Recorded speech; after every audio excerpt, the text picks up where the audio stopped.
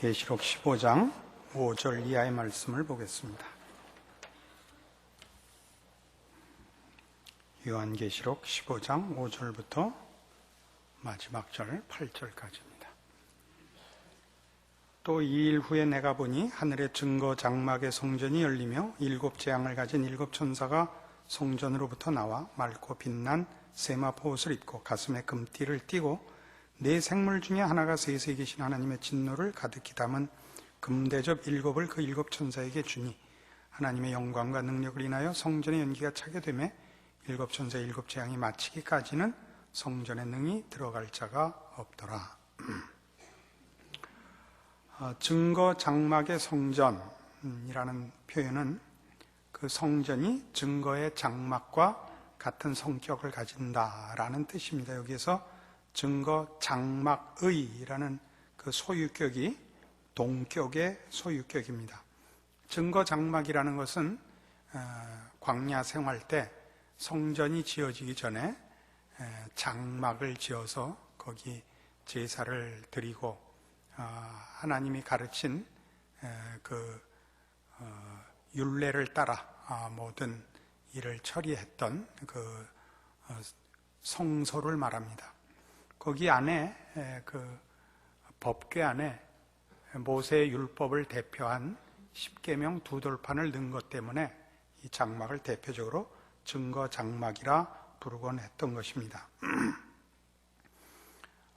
이 증거의 장막의 성전이 열렸다는 것은 이제 하나님께서 그 약속을 시행하시고 완성하시려 한다 하는 뜻을 가지고 일곱 재앙을 가진 일곱 천사가 성전으로부터 나와 맑고 빛난 세마포 옷을 입고 가슴에 금띠를 띠고 일종의 제사장을 연상시키는 모습을 하고 일곱 천사가 성전으로부터 나옵니다. 그러니까 하나님으로부터 그 명을 받아 이제 그 약속과 율법을 완성하러 나오는 것입니다. 그것이 일곱 대접의 재앙입니다.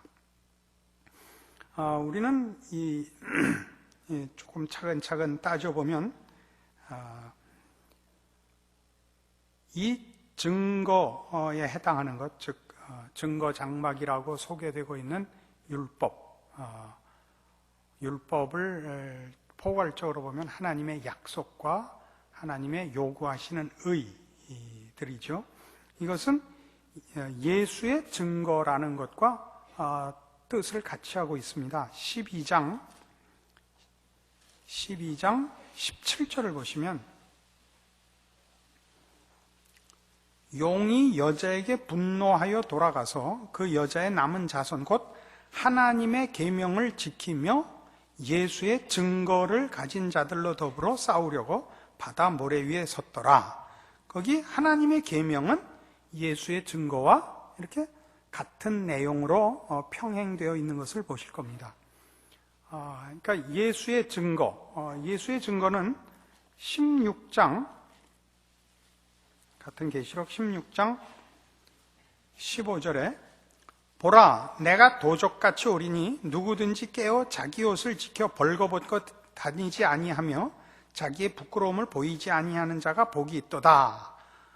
이 깨어 있어야 하고 벌거벗지 않아야 하는 것, 이것이 말하자면 하나님의 계명을 지키는 것이요 예수의 증거를 지키는 것입니다. 이것은 어디서부터 나온 얘기냐면 아주 초반에 나온 일곱 교회에 보낸 편지 중에 계시록 3장 라오디게아 교회에 보낸 편지 속에 나옵니다. 17절, 계시록 3장 17절, 내가 말하기를 나는 부자라 부요하여 부족한 것이 없다나 내 곤고한 것과 가련한 것과 가난한 것과 눈먼 것과 벌거벗은 것을 알지 못하도다. 내가 너를 권하노니 내게서 불로 연단한 금을 사서 부요하게 하고 흰옷을 사서 입어 벌거벗은 수치를 보이지 않게 하고 안역을 사서 눈에 발라 보게 하라. 여기 흰옷을 사서 입어 벌거벗은 수치를 보이지 않게 하라. 불로 연단한 금을 사라. 이런 표현들은 다 그리스도 예수 안에 있는 성결, 구원으로 말미암아 주시는 거룩을 뜻하고 있죠. 이런 것들이 지금 오늘 보는 바와 같이 증거 장막의 성전으로부터 하나님에 의해서 보냄을 받는 7 천사가 나와 이제 쏟을 7 재앙의 목적을 규명하고 있는 것입니다. 하나님의 의로우시고 온전하신 약속의 성취라는 차원에서 이 7 대접이 부어진다 하는 것입니다. 조금 돌아가서 마지막 부분을 먼저 좀 얘기하고 이 대접 얘기를, 금대접 얘기를 나중에 하겠습니다. 8절에 보면 하나님의 영광과 능력을 인하여 성전의 연기가 차게 되며 7 천사의 7 재앙이 마치기까지는 성전에 능히 들어갈 자가 없더라 라는 표현은 이 연기는 언제나 하나님의 임재를 의미하는 것입니다. 여러분 출애굽 사건에서 시내산에 이르러 하나님의 율법을 받을 때 하나님께서 시내산에 강림하사 거기 우레소리가 나고 연기가 가득 차서 구약에서는 연기 혹은 구름이 동의어로 쓰입니다. 하나님의 영광이라는 뜻입니다. 원래는 연기라는 것은 우리 보통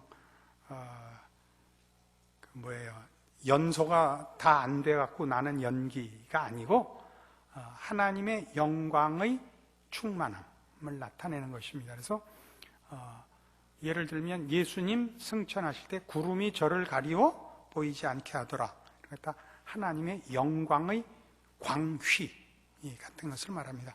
광채 그러면 그 밀도가 없어 보이죠. 너무 밝죠. 광휘 해갖고 광채의 휘장 같은 겁니다. 언어의 부족을 느낍니다.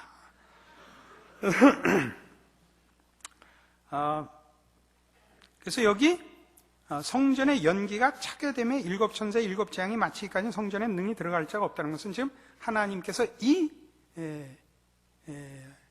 보내시는 7 재앙의 그 심판을 하나님께서 친히 임재하셔서 보내셨고 이 거룩한 분노가 충분하고 철저하게 시행될 것을 말하는 것입니다. 이 재앙이 다 끝나기까지는 아무도 들어오지 못한다라는 뜻입니다. 그러니까 이 재앙이 다 마치기까지는 아무도 하나님의 일하심을 방해할 수 없다라는 뜻이죠. 그런데 이제 이 금대접 7절로 와서 네 생물 중에 하나가 세세히 계신 하나님의 진노를 가득히 담은 금대접 7을 그 7 천사에게 이제 줍니다. 이 금대접 문제가 오늘 가장 재미있는 부분인데 금대접은 이렇게도 나왔었습니다. 5장에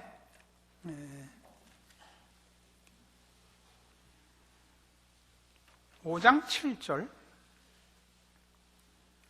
어린 양이 나와서 보좌에 앉으시니 오른손에서 책을 취하시니라. 책을 취하심에 네 생물과 24 장로들이 어린 양 앞에 엎드려 각각 검은 거와 향이 가득한 금대접을 가졌으니 이 향은 성도의 기도들이라. 이렇게 되어 있습니다. 여기 금대접이 등장을 하죠. 8장 가시면 3절 또 다른 천사가 와서 제단 곁에 서서 금향로를 가지고 많은 향을 받았으니는 모든 성도의 기도들과 합하여 보좌 앞 금단에 드리고자 함이라. 향연이 성도의 기도와 함께 천사의 손으로부터 하나님 앞으로 올라가는지라. 천사가 향로를 가지고 단 위에 불을 담아다가 땅에 쏟음에 뇌성과 음성과 번개와 지진이 나더라. 이렇게 되어 있습니다. 이 천사가 와서 모든 성도의 기도와 함께 향을 담아 금단에 드리고 천사가 단 위에 불을 담아다가 땅에 쏟음에 이제 뇌성과 음성과 번개와 지진이 납니다. 그래서 그때 이 부분을 할 때에도 하나님의 심판은 말하자면 기도의 응답인 측면도 있다. 또 그의 성도들을 승리로 이끄시는 하나님의 심판이라 하는 부분을 우리가 이미 얘기했었습니다. 그런데 이 금대접이라는 이 대접은 어떤 때는 잔이 되기도 해요. 대접이라 그러면 아무래도 접시 같은 쟁반 같은 의미를 가지고 좀 넓고 깊이가 얕은 것을 상상하게 되고 잔 그러면 좁고 깊은 것을 상상하게 되시죠. 그런데 성경에서 그게 같이 쓰입니다. 14장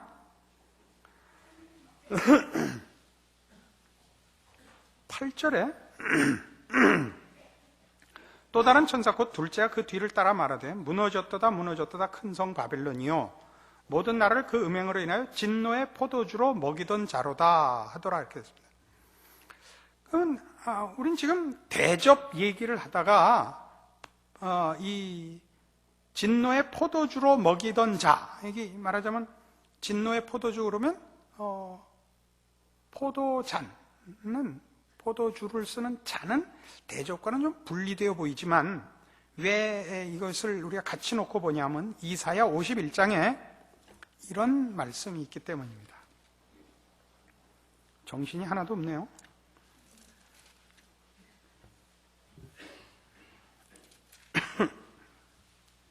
이사야 51장 구약성경 1030페이지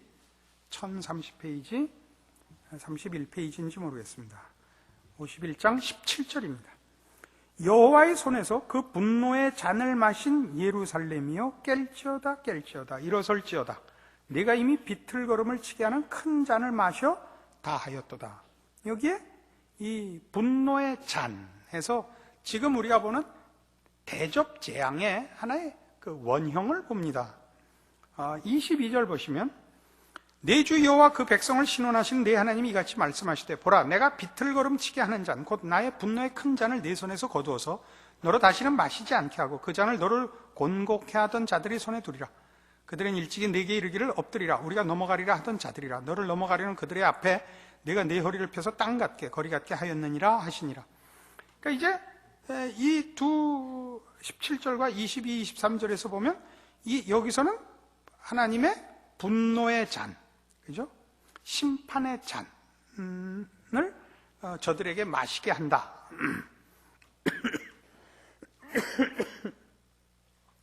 대접 재앙과 뭐 어떤 연관이 있길래 그러느냐? 아까 본 그 14장 8절에 있는 이 무너졌도다 무너졌도다 큰 성 바벨론이요 모든 나라를 그 음행으로 인하여 진노의 포도주로 먹이던 자로다와 이 대접 재앙에는 어떤 일관된 하나의 뭐라 할까요? 이미지가 있습니다. 그건 뭐냐면 하나님의 심판에는 하나님께서 물론 진노하시고 벌하시고 심판하시는 측면이 제일 우선하죠. 그러나 이 심판은 대부분은 자초한 것입니다. 심판이 자초된 것이라는 것은 하나님을 외면하고 하나님을 믿지 않는 것이 이미 벌입니다. 그것은 우리가 부모가 없는 것 자체가 벌인 것과 같습니다. 여러분이 효심을 가지지 않으면 그것 자체가 벌이죠. 누구를 미워하면 미워하는 것 자체가 벌이죠. 이제 조금 더 가죠. 그러니까 지금 그 요한계시록 14장 8절에서 얘기하는 바벨론의 그 패망, 바벨론에 관한 심판이 뭐냐? 바벨론이 뭘 했냐? 그 음행으로 인하여 진노의 포도주로 먹이던 자입니다. 모든 나라들에게 자기네가 하던 죄의 내용들을 가르친 자들이다. 그 진노의 포도주로 먹이던 자, 그 원흉이죠. 그러니까 우리가 보통 죄악된 모습의 원형으로 소돔 고모라를 들듯이 죄악된 세력의 원형으로 바벨론을 듭니다. 바벨론은 하나님 없이 자기 힘을 의지하여 기고만장한 자거든요. 소돔 고모라가 하나님 없이 부패하고 더러워진 상태의 원형이라면 바벨론은 하나님 없이 자신의 힘을 의지하여 기고만장한 세력의 원형이거든요. 그러니까 바벨론이 남에게 먹인 잔이 뭐냐? 진노의 잔이 뭐냐면 바벨론을 흉내내서 그다음에 이제 페르시아가 일어나고 로마가 일어나고 다 하나님을 외면하고 자기를 의지하여 기고만장했던 역사적 세력들이죠. 그리고 세상 가운데는 그들이 숭배를 받죠. 그렇죠? 서구 사회가 제일, 서구 국가들이 제일 흠모하는 나라가 로마입니다. 그래서 로마의 뭐라 그럽니까? 로마를 상징하는 상징물이 독수리죠. 그래서 다 그런 세계를 제패하려는 으뜸가는 국가를 만들려는 야심을 가진 나라마다 국가의 문장을 독수리로 삼고 있습니다. 신성 로마 제국 그러면 다 독수리 문장을 가졌죠. 그래서 지금 와서는 미국도 국가의 문장이 독수리입니다. 우리나라는 다행이죠. 국가 문장이 봉황이라서 용도 아니고 봉황이라서 참 겸손합니다만 이게 이제 하나의 우리에게 보여주는 대접 재앙이 가지는 의미 중에서 물론 아까도 얘기한 것처럼 하나님을 배반한 자들, 하나님을 거역한 자들이 하나님의 진노와 벌주심을 받는 것은 당연합니다. 그러나 더욱 중요한 사실은 그것 자체가 벌이라 말이죠. 그것 자체가 하나님 없이 하나님을 외면하는 것 자체가 벌이라는 사실이죠. 아까 우리 이사야에서 본 바와 같이 이스라엘 백성들이 먹은 하나님의 진노의 잔을 이렇게 묘사했었습니다. 다시 한 번만 봅시다. 51장 17절 여호와의 손에서 그 분노의 잔을 마신 예루살렘이여 깰지어다 깰지어다입니다. 어떤 분노의 잔을 마셨었죠? 외적의 침입을 받았습니다. 예루살렘이 분노의 잔을 마셨겠죠. 그래서 술을 먹어서 비틀거리는 것 같이 매를 맞아서 비틀거리는 것과 아마 연결이 되는 이미지일 것입니다. 그러나 이들이 이 비틀거리고 그들을 보고 깨라, 깰지어다 깰지어다 일어설지어다 라고 말씀하는 것에 비추어 보면 이것은 저들이 예루살렘이 하나님을 버리고 이방신들을 섬기고 자기를 의지하여 힘을 가진 바벨론이나 페르시아에 대하여 가지는 바 마음속으로의 그 소원들을 하나님의 분노의 잔을 마신 것으로 이해를 해도 괜찮을 것 같습니다. 하나님을 놓고 하나님 이외의 것에서 해답과 소원과 힘을 구하는 것, 이게 다 이미 그것으로 벌을 받는 거란 말이죠. 이미 그것으로 벌을 받는다고요. 굉장히 옆길로 갑니다만은 어느 해인가 제가 어느 지방에 연합 집회를 갔더니 옛날 가수 하시던 이용복 씨가 왔습니다. 그분이 이제 그때는 벌써 이미 팬들의 기억에서 잊혀진 가수가 돼서 왔는데 그가 이제 간증을 하러 왔죠. 그래서 연예인 생활을 이렇게 얘기했습니다. 하루도 수면제 없이는 잠을 잘 수 없는 불안했던 나날들이었답니다. 그래서 그게 무슨 뜻이냐? 설명인즉 오늘 나에게 환호한 팬들이 내일도 계속 나를 환호할까? 이것이 그렇게 불안할 수가 없더래요. 그럴 겁니다. 변덕 많은 인간들의 인기를 먹고 산다는 게 얼마나 어렵겠습니까? 그래서 연예인 쳐놓고 미치지 않은 사람은 거의 없을 거라 그런 얘기를 했습니다. 그래서 이제 완전히 잊혀져서 얼마나 후련한지 모르겠다 그런 얘기를 했습니다. 우리가 믿을 수 없는 것을 근거해서 산다는 것 같이 불안하고 겁나는 것은 없을 것입니다. 그렇지 않습니까? 여러분 잘 아시는 나폴레옹이 왜 그 군사 3만을 끌고 알프스를 넘다가 3만 다 죽였지 않습니까? 그때 왜 죽였어요? 산에 올라가는 동안 여러 명이 죽었는데 여기가 아닌 게 비요. 그래서 10,000명이 그냥 기절해서 죽어버렸지 않습니까? 그래서 다시 또 산 넘고 물 건너 다른 봉우리에 올라가서 왜 다 죽었죠? 아까 거기가 맞는 게 비요. 그래갖고 다 죽었죠. 네? 기준을 가질 수 없고 질서를 세울 수 없고 거기에 소망을 가질 수 없는 그런 데서 어떻게 말하자면 믿음이 없고 소망을 가질 수 없는 것에 행복이 깃들겠습니까? 그러니까 성경이 말하는 바는 우리가 분명히 해둬야 할 것은 세상 사람들이 이미 이 재앙들을 받고 있는데 모르더라는 사실입니다.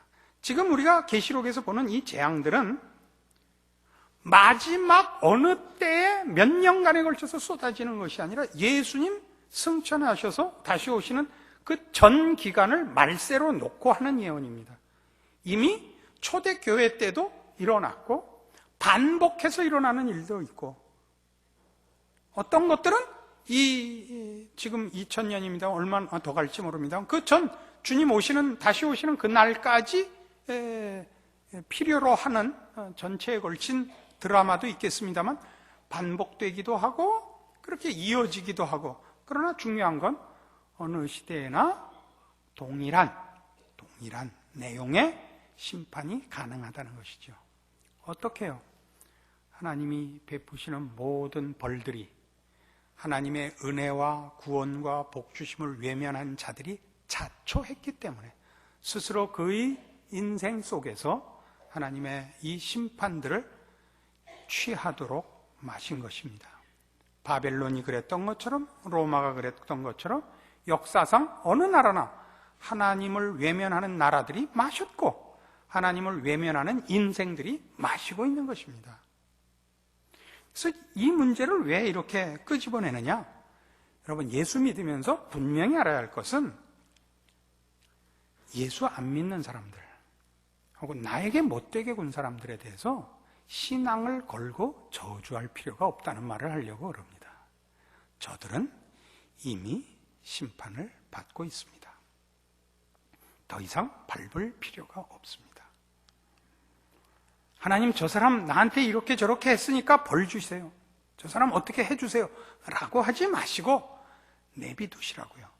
저들이 어떤 벌을 받고 있는지를 모르니까 우리가 무슨 상을 받고 있는지도 모르는 것입니다. 하나님을 알고 모든 문제를 하나님 앞에 가지고 들어가서 기도할 수 있는 것으로 우리는 이미 충분한 보상을 받고 있는 것입니다. 부모님이 있어서 무슨 문제가 생기든지 부모님 앞에 가서 얘기를 하고 용서를 구하고 도움을 구할 수 있는 자와 자기밖에 믿을 수 없는 고아와는 얘기가 다르지요. 안 그렇습니까?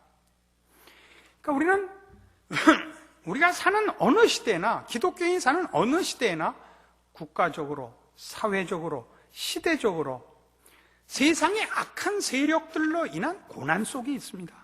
그래서 우리가 고난을 당하고 핍박을 당하고 열세고 위기에 있고 세상은 편안하고 득세하고 형통해 보입니다. 아닙니다. 저들은 취토록 분노의 잔을 마시고 있고 마치 술을 마시는 것 같고 그리고 자신들의 고통과 자신들의 허망함을 감추기 위하여 계속 마셔야 되는 자들이고 우리만이 쌩쌩한 자인 겁니다. 저들이 우리에게 그러는 것은 주종을 하는 것이지 저들이 더 큰 힘을 가졌거나 저들이 해답을 가졌거나 저들이 형통하거나 저들이 강한 것이 아니다 라고 사실 성경이 가르치고 싶어 하는 것입니다. 여러분 마음에 여러분이 알고 있는 기독교적인 신앙, 종말론적인 신앙 이런 신앙들이 다 여러분에게 무엇을 갖다 줘야 되느냐? 세상에 대하여 긍휼함을 가져야 하며 못난 사람들에 대하여 용서의 마음을 가져야 됩니다. 이렇게 용서하지 마십시오. 이렇게 싱긋 웃어서 용서하지 마십시오. 그거는 내가 참아준다를 표현한 겁니다. 그렇게 하시면 안 됩니다. 그렇게 하시면 안 됩니다. 여러분의 자존심을 다 만족시키고 그렇게 용서를 하는 법은 없습니다. 그건 이미 잘난 척을 다 한 것입니다. 여러분은 진지하게 힘을 다하여 저 바울이 베스도 앞에서 자신을 변명할 때 하였던 것 같이 내가 오늘 이렇게 결박된 것 외에는 당신이 나와 같기를 원합니다. 뭐가 같기를 원했죠? 하나님을 아는 지식, 예수 그리스도 안에서 받은 은혜, 그 영원한 소망이 같기를 진지하게 얘기했습니다. 잘난 척하지 않았고 윽박지르지 않았고 경멸하지 않았습니다. 오늘날 우리 예수 믿는 사람들의 가장 큰 약점이 뭐냐? 나는 믿고 그래서 내가 너에게 이걸 주는 것 같이, 나는 알고 너는 모르니까 내가 무식한 너를 참아주는 것 같이 이러는 바람에 기독교인들이 자기가 속한 사회에서 계속 외면당하는 것입니다. 왜요? 가장 기본적인 상식, 사람과 사람, 인격과 인격이 만났을 때 지켜야 하는 최소한의 예의와 성의를 가지고 있지 않습니다. 예의와 성의.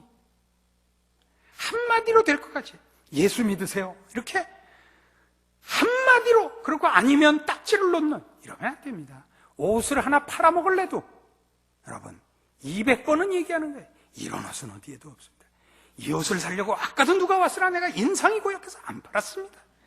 그러나 아줌마에게는 내가 팔고 싶은 마음이 생겼습니다. 이렇게 200번을 해야 옷 하나도 파는 법인데, 이 귀한 복음의 전도자로 선 우리들이, 증인으로 선 우리들이, 우리는 너무 유세를 떱니다. 왜 그렇다고요? 우리 마음에 불만이 있는 것입니다.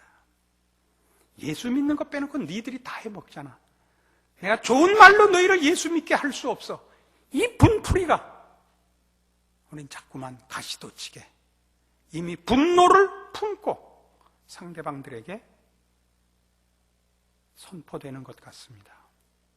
여러분이 가진 자요, 여러분만이 승리자요, 여러분은 이미 천국의 내용들을 누리는 자요, 저들은 끝없이 썩음과 더러움과 허망함을, 악순환을 반복해야 되는 자들의 그 처참함을 모르고 있는 자들로서 인식하는 여러분의 신앙적인, 종말론적 시각에서의 신앙의 그 이해가 있어야 됩니다.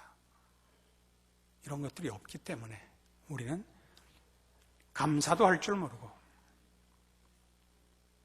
용서도 할 줄 모르는 그런 이상한 신앙을 낳았습니다. 여러분 각자의 신앙을 돌아보아서 넉넉한 신앙인이 되십시오. 그것은 일부러 가져야 되는 것이 아니라 기독교 신앙의 기본입니다. 예수님께서 오셨다, 그리고 다시 오신다. 이 이상 더 근본적인 것이 어디 있습니까? 여러분의 받은 바 신자된 특권들과 소망들을 확인하시고, 그래서 마땅히 이루어야 할 신앙의 자세들, 기본들 놓치지 않는 여러분의 신자된 인생 되기를 바랍니다. 기도하십시다. 하나님 아버지, 은혜를 감사합니다.